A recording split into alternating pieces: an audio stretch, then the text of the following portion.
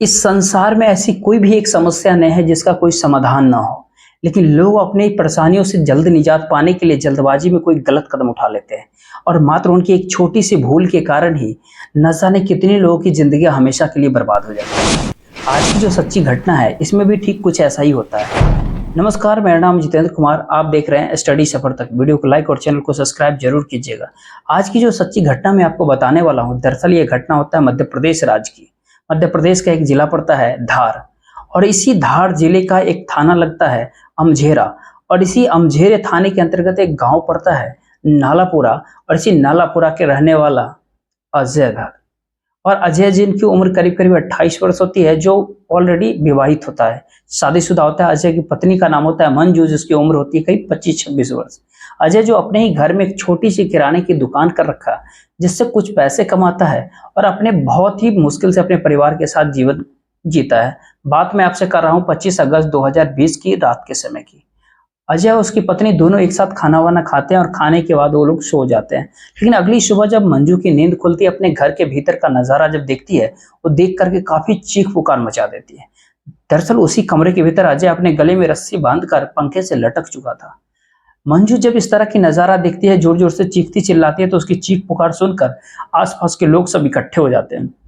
और आसपास के लोग जैसे मंजू के घर में इकट्ठा होते हैं और ऐसा नजारा देखते थे, इस बात की जानकारी पुलिस वालों को देते हैं। पुलिस वालों को जैसे ही सूचना मिलती है, वो अपने दलबल के साथ उस घटनास्थल पे आती है और सबसे पहले अजय की लाश को नीचे निकाल उतारती है। पुलिस जब उस लाश को चेक करती है तो पता चलता है कि उसके शरीर पर कोई भी कहीं चोट या घाव का निशान नहीं है। बगल में ही बैठ करके मंजू, जो काफी चीख चीख करके रो रही थी, पुलिस जब इस घटना के बारे में मंजू से पूछताछ करती है तो मंजू पुलिस वालों को कहती है कि साहब, रात के समय हम पति पत्नी एक साथ ही खाना खाए थे और खाना खाने के बाद दोनों सो गए थे। लेकिन सुबह जब मेरी नींद खुली, मैं अपने पति को इस हाल में देखी। पुलिस फिर से मंजू से पूछती है कि आखिरकार तुम्हारे पति ने इस तरह का कदम क्यों उठाया। उस पर मंजू पुलिस वालों को बताती है कि साहब, इस बारे में तो मुझे कुछ भी नहीं पता है, लेकिन मेरे पति कुछ दिनों से परेशान बहुत थे। हालांकि एक दिन मैं अपने पति से इस बारे में पूछताछ भी की थी, लेकिन वो मुझे कुछ भी साफ साफ नहीं बताए। पुलिस सबसे पहले उस लाश को कब्जे में ले लेती है और उसको पोस्टमार्टम के लिए जिला अस्पताल भेजती है। लेकिन जैसे ही 2-3 दिन का समय बीतता है, जब पोस्टमार्टम का रिपोर्ट पुलिस के पास आती है, तो पुलिस के देखती है उस रिपोर्ट में एक बहुत ही चौंकाने वाला खुलासा करती है। दरअसल पोस्टमार्टम रिपोर्ट में बताया जाता है कि अजय अपने आप को नहीं फांसी लगाया था, बल्कि उसकी गला दबा करके हत्या की गई थी। जैसे इस तरह की पोस्टमार्टम रिपोर्ट आती है, पुलिस को सबसे पहले अजय की पत्नी मंजू के ऊपर ही शक हो जाता है, क्योंकि उसके घर में मंजू के अलावा उस समय और कोई नहीं था। इसी शक के आधार पर पुलिस अब मंजू को थाने बुला लेती है और उससे तरह तरह के सवाल पूछती है। पहले तो मंजू पुलिस वालों को पूरा इधर उधर घुमाने की प्रयास करती है, लेकिन पुलिस जब मंजू से सख्ती दबाव से पूछताछ करती है और वो पोस्टमार्टम रिपोर्ट दिखाती है, तो आखिरकार मंजू टूट जाती है और अपनी सच्चाई को कबूल कर लेती है।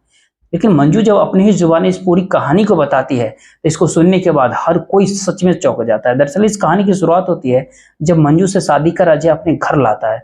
मंजू जो देखने में काफी बेहद ही खूबसूरत होती है, लेकिन अजय जो दूसरे के खेत में खेती किसानी का काम करता था, जब मंजू से शादी कर वो अपने घर में लेकर के आता है, खेती किसानी का काम छोड़ देता है और अपने ही घर में एक छोटे से किराने का दुकान खोलता है, जिससे थोड़े बहुत पैसा कमाता है। और जब कुछ महीने का समय बीत जाता है, घर की स्थिति में कोई बेहतर बदलाव नहीं होता है। एक दिन मंजू अपने पति को सुझाव देते हुए कहती है कि क्यों ना हम दोनों दुकान के आड़ में शराब बेचते हैं, जिससे हम बहुत सारा पैसा भी कमा लेंगे। अब शराब बेचने की सुझाव जैसे ही मंजू देती है, अजय इस बात को लेकर के तैयार नहीं होता, बल्कि अजय अपनी पत्नी मंजू से कहता है कि पुलिस वाले हमें पकड़ लेंगे। लेकिन मंजू अपने पति को समझाते हुए कहते हैं कि तुम्हें पुलिस की चिंता करने की कोई जरूरत नहीं, मैं उनको देख लूंगी। उसके बाद से अजय इस काम के लिए तैयार ही नहीं होता है, बल्कि शहर से जाकर के शराब खरीद करके लाता है और अपने ही दुकान में चोरी छिपे बेचने लगता है, जिससे ठीक ठाक पैसे भी कमाता है। अजय के ही बगल में एक गांव है राजेपुरा। इसी राजेपुरा के गांव के रहने वाला मनोहर पड़ियार, मनोहर जिसकी उम्र करीब करीब 35 वर्ष होती है, जो कि अपने ही गांव का बहुत बड़ा जमींदार होता है। मनोहर के पास बहुत सारा दौलत होता है, लेकिन मनोहर एक नंबर का नशेड़ी होता है। मनोहर को जब ये बात पता चलता है कि अजय अपने घर में चोरी छिपे शराब बेचता है, मनोहर भी अब अजय के घर से ही शराब खरीदने लगता है। लेकिन एक दिन मनोहर जब अजय के घर शराब खरीदने के लिए आता है और जब पहली बार उसकी पत्नी मंजू को देखता है, तो मंजू की खूबसूरती देख उसके तरफ वो देखते ही रह जाता है। दरअसल मनोहर को मंजू पहली नजर में ही पसंद आ जाती है। उसके बाद से अब मनोहर रोज ही अजय के घर पे शराब खरीदने पहुंच जाता है। अब जब भी उसके घर पे वो जाता है, किसी न किसी बहाने से वो मंजू से बातचीत करने की कोशिश करता है। मंजू जो देखने में जितनी ही बेहद खूबसूरत थी, उतनी ही तेज तर्रार होती है। मंजू को भी इस बात को समझने में देर नहीं होता कि मनोहर आखिर उससे चाहता क्या है। लेकिन मंजू को जब ये बात पता चलता है कि मनोहर के पास में बहुत सारा दौलत है, मंजू भी लालच में पड़ जाती है और फिर अपने आप को मनोहर के हवाले सरेंडर कर देती है। और फिर से मनोहर और मंजू के बीच में ऐसा प्रेम प्रसंग शुरू होता है कि बल्कि मंजू के घर के भीतर ही दोनों के बीच में अवैध संबंध, दैहिक संबंध बन जाता है। हालांकि दोनों के बीच में जब इस तरह का रिश्ता कायम हो जाता है, इस बात की खबर अजय को कभी भी नहीं लगती है, क्योंकि मंजू मनोहर को अपने घर पर तभी बुलाती थी जब उसका पति सामान खरीदारी करने के लिए शहर जाया करता। लेकिन जैसे कुछ दिन का समय बीतता है, एक दिन मनोहर अपने दोस्त सावन को भी लेकर के मंजू के घर पे आ जाता है। अब श्रावण जो मनोहर के गांव का रहने वाला होता है, पेशे से एक नाई होता है। दरअसल मनोहर और श्रावण के बीच में काफी गहरी दोस्ती होती है। श्रावण जब मनोहर के साथ मंजू के घर पे जाता है और मनोहर को जब मंजू से बात करते हुए देखता है, तो श्रावण को भी समझने में देर नहीं होती कि आखिर मनोहर का मंजू के साथ में अवैध रिश्ता चल रहा है। जैसे इस बात की भनक उसे लग जाती है, एक दिन श्रावण भी मनोहर से कहता है कि जाकर के तुम मंजू से बात करो, मैं भी उसके साथ कुछ पल बिताना चाहता हूँ।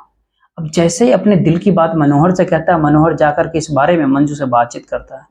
पहले तो मंजू इस बात के लिए तैयार नहीं होती है, लेकिन मनोहर जब उसके ऊपर दबाव देता है, आखिरकार मंजू मनोहर की बात को मान लेती है और एक दिन श्रावण के साथ भी समय व्यतीत करती है। लेकिन मंजू का जब श्रावण के साथ पहली बार दैहिक संबंध बनता है, उसके बाद मंजू श्रावण का दीवाना हो जाती है और फिर बारी बारी से दोनों के साथ समय व्यतीत करने लगती है। लेकिन एक दिन ऐसा भी समय आता जब मंजू मनोहर और श्रावण दोनों के साथ ही संबंध बना लेती है और उसके बाद से मनोहर जब भी मंजू से मिलने के लिए जाता है, अपने साथ में श्रावण को भी लेकर के जाता है। समय बहुत अच्छे तरीके से बीत रहा था कि तभी साल 2020 में अचानक से लॉकडाउन लग जाता है, जिसकी वजह से पूरा देश में काम धंधा ही नहीं ठप हो जाता, बल्कि लोग भी अपने अपने घरों के भीतर बंद हो जाते हैं, जिसकी वजह से चाह करके भी मनोहर और श्रावण मंजू से अब मुलाकात नहीं कर पाता। इधर काम धंधा जब बंद हो जाता है, अजय की भी घर की माली स्थिति फिर से काफी खराब हो जाती है। लेकिन जैसे ही कुछ महीने का समय बीतता है, लॉकडाउन जैसे ही थोड़ी सी खुलता है, एक दिन सावन और मनोहर देखता है कि अजय अपने गांव में कुछ लोगों के साथ बैठ करके ताश खेल रहा है। दरअसल उसी दिन मनोहर और सावन को सही मौका मिल जाता है, इसीलिए मंजू से मुलाकात करने के लिए उसके घर पे चला जाता है। लेकिन जैसे ही उसके घर पे वो पहुंचता है, जब मंजू के साथ में दैहिक संबंध बनना शुरू करता है, उसी समय अजय भी अपने घर में आ जाता है और फिर तीनों को आपत्तिजनक स्थिति में रंगों हाथ पकड़ लेता है। अजय जैसे इस तरह का नजारा अपनी आंखों से देखता है, इस प्रकार से गुत्थे में तिलमिला जाता है कि अपनी पत्नी की बुरी तरीके से वहीं पे पिटाई कर देता है। साथ ही साथ मनोहर और सावन को धमकी देते हुए कहता है कि आइंदा तुम दोनों मेरे घर पे आने की अगर कोई जरूरत नहीं है। उसके बाद अजय का दिल इस प्रकार से टूटता है कि हर रोज आए दिन छोटी मोटी बातों को लेकर के अपनी पत्नी मंजू की बुरी तरीके से पिटाई कर देता है, जिसकी वजह से मंजू भी अपने पति से काफी तंग आ जाती है। लेकिन जैसे ही कुछ दिन का समय और बीतता है, मनोहर और सावन मंजू से मिलने के लिए एकदम से बेचैन हो जाता है, लेकिन चाहकर भी दोनों मंजू से मुलाकात ही नहीं कर पाते हैं। इधर मंजू अपने पति से इस प्रकार से तंग आ जाती है कि 25 अगस्त 2020 की रात के समय मंजू और उसके पति के बीच में जब झगड़े होने लगते हैं, रात के समय में अजय अपनी पत्नी को काफी बुरी तरीके से पिटाई करना शुरू करता है। मंजू को जब अपना दर्द बर्दाश्त नहीं होता, तुरंत ही उसी समय ही मनोहर के नंबर पे कॉल करती है और सारी बात उसको कह देती है। कहती है कि इसी समय तुम मेरे घर पे आओ और आकर के मुझे तुम बचा लो। मनोहर जब मंजू के घर के लिए निकलता है, तो अपने साथ सावन को भी साथ ले लेता है। दोनों जब मंजू के घर पे आते हैं, तो जाकर के सबसे पहले अजय से अपनी गलतियों की माफी मांगते हैं। दरअसल दोनों ही अजय से झूठ कहते हुए ये कहते हैं कि इसमें मंजू की कोई गलती नहीं है। दरअसल हम दोनों ने मंजू के साथ उस दिन जोर जबरदस्ती किया था, इसीलिए हम चाहते हैं कि तुम मंजू को मत मारो। अब हम अपनी गलती की तुमसे माफी भी मांगते हैं। जब अपनी गलती की माफी मांगते हैं, अजय भी दोनों को माफ कर देता है। लेकिन मनोहर तभी एक नया चाल चलता है। अजय से कहता है कि मैं ऐसे नहीं मानूंगा कि तुमने हमें माफ कर दिया है, बल्कि तुम्हें हम दोनों के साथ बैठ करके शराब पीना पड़ेगा। मनोहर अजय के ही घर से शराब खरीदता है और उसी के घर में बैठकर तीनों एक साथ शराब पीने लगते हैं। लेकिन मनोहर और श्रावण अपने प्लान के तहत सबसे अधिक मात्रा में शराब अजय को पिलाता है, जिसकी वजह से अजय काफी नशे में चूर हो जाता है। और अजय जैसे ही नशे में चूर होता है, उसके बाद से मनोहर अब मंजू से पूछता है कि बताओ करना इसके साथ क्या है। इधर मंजू अपने पति से इस प्रकार से नफरत करने लगी थी कि गुस्से में ही मनोहर से कहती है कि इसको हमेशा के लिए इस दुनिया से ही हटा दो। जैसे ही इजाजत दे देती है, उसके बाद से तीनों मिलकर के उसी रात को ही अजय के घर में ही उसकी गला दबाकर हत्या कर देता है और उसके बाद से ये तीनों अपने आप को बचाने के लिए अजय के गले में रस्सी बांधकर पंखे से लटका देते हैं। लेकिन घर वापस नहीं लौटते हैं, बल्कि मंजू अपने पति की लाश के बगल में ही दोनों को अपने कमरे में लेकर के जाती है और वहीं पर दोनों के साथ ही दैहिक संबंध बनाते हैं। जैसे ही आधी रात बीत जाती है, सबकी तमन्नाएं जब हसरतें पूरी हो जाती है, उसके बाद से मनोहर और सावन वापस अपने अपने घर चले जाते हैं और मंजू अपने पति की लाश के बगल में ही काफी गहरे नींद में सो जाती है। जब सुबह होती है, सुबह होते ही मंजू जोर जोर से चीखने चिल्लाने लगती है और आसपास के लोग उतना ही में इकट्ठा हो जाते हैं। वाकई में पूरी कहानी जब मंजू पुलिस वालों को बताती है, पुलिस मंजू के ही कहने पे मनोहर और उसका दोस्त सावन दोनों को भी अपने साथ हिरासत में लेकर के आती है। फिलहाल पुलिस ने इन तीनों आरोपियों को अपने कस्टडी में लेकर इन पर गंभीर धाराओं मुकदमा दर्ज करके जेल भेज दिया।